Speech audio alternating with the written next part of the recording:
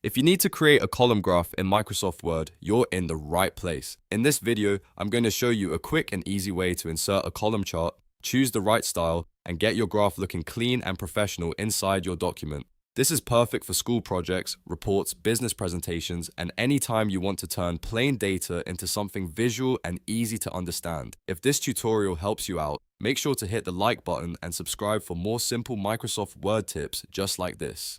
Alright, let's jump in.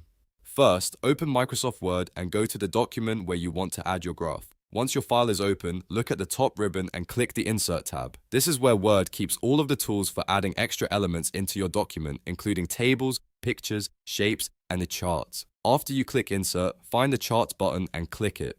A chart window will pop up with different chart categories, and here you want to select Column. Column charts are great when you want to compare values across different categories using vertical bars. Now you'll see a few different column styles to choose from. You can pick a clustered column if you want to compare multiple data series side by side. You can choose a stacked column if you want to show how parts contribute to a total. Or, if you want a more visual, dimensional look, you can select a 3D column style. Once you've picked the style that fits your data, click OK. Word will then insert the chart into your document and open a small data sheet for editing the values. This is where you replace the sample numbers with your own information. As you type in your data, the chart updates automatically so you can instantly see how your column graph will look.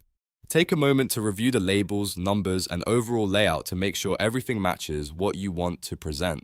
If needed, you can adjust the chart later by clicking on it and using the chart design options that appear. You can also resize it, move it around the page, or format the colors to match the style of your document. And that's really all there is to it. In just a few clicks, you can make a column graph in Microsoft Word without any extra software at all. This is one of the easiest ways to make your documents look more polished and more professional while helping your audience understand the data faster.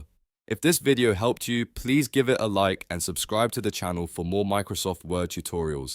Thanks for watching, and I'll see you in the next one.